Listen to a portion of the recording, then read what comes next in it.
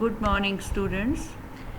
Today I am here with you with second part of the chapter globalization. In some of the slide you will find that I have written chapter number 6. In some of the slides I have written chapter number 9. Actually it is confusing for you. As I have told you yesterday, according to your book, it is chapter number 9. According to CBSE curriculum, it is chapter number 6. Now, students, don't get confused with chapter number. Please focus on chapter name. Now, this is the second part of chapter globalization. Yesterday, we have discussed about the meaning of globalization and causes or factors responsible for globalization. As I have told you that globalization is a flow of what? Flow of ideas, flow of people, flow of commodities, and flow of capital. These are the four flows from one country to another country or from all parts of the world, that is globalization. Now, students, we will discuss about the impact, about the effect of globalization or the consequences of globalization. The first consequence of globalization is related to political.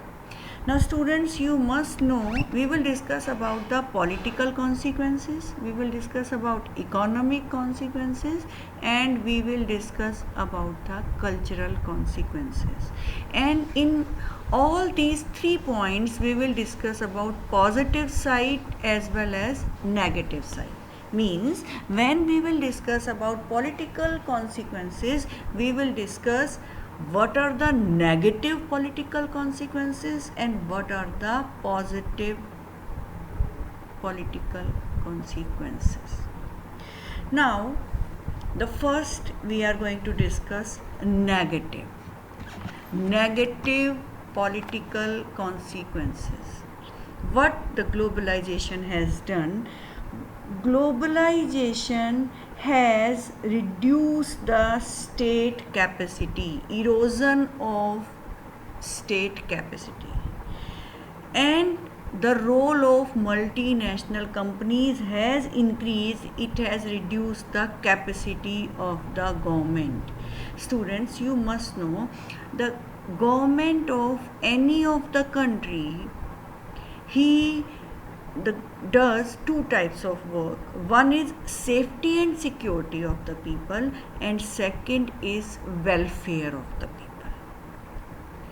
And for the welfare of the people, different type of schemes, different type of strategies are being adopted by the governments of different countries.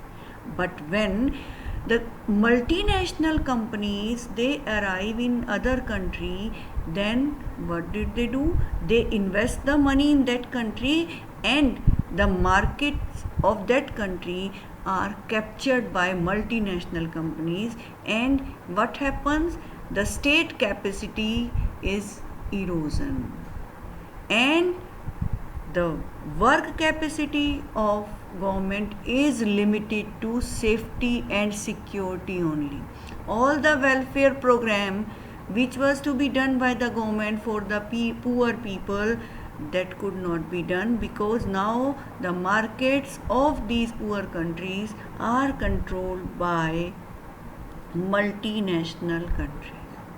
So, the role of the government is limited now to maintain law and order in the country and security of the people. These are the negative political consequences.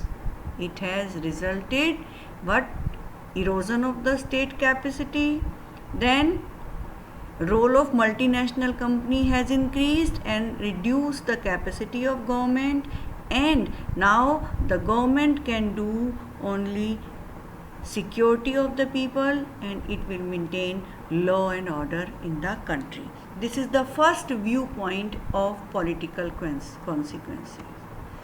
Now, the second view, some people they say I'm discussing about the political consequences. Some people say that no one can reduce the role of state. No one can erode the capacity of government, because the role of the state is very important. Although all the governments are doing two types of work, as I have told you, safety and security and welfare. So the safety and security was earlier also a prime work of the government. If the MNCs are coming in any of the country, in poor country, so they can't reduce this work.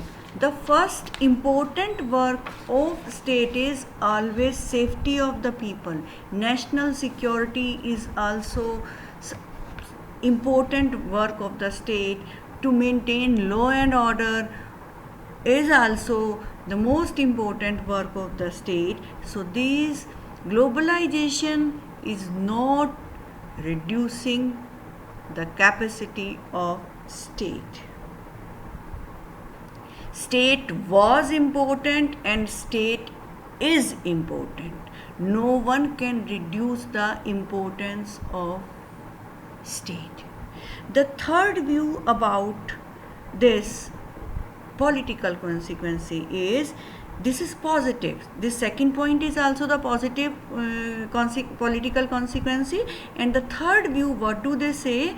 That globalization has not reduced the capacity of the government, but the globalization has enhanced, it has increased the capacity of the state, the capacity of the government, because now the technology has increased. Now modern technology is available with the government. Now the government can collect information about the citizens. What are their demands? What do the people require?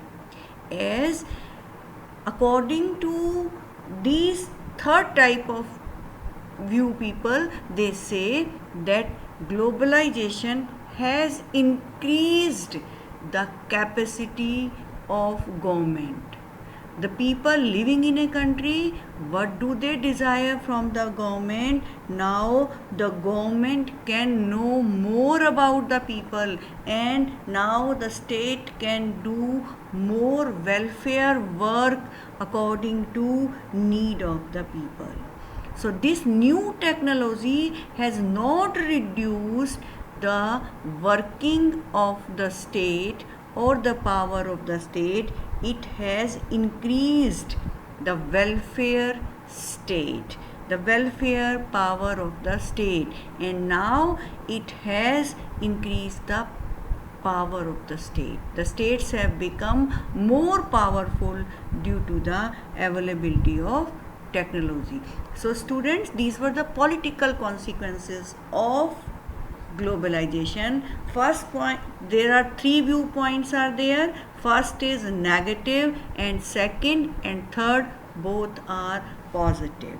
So students, that's all for today. Tomorrow we will meet again with one new consequence of globalization, that is economic globalization consequence.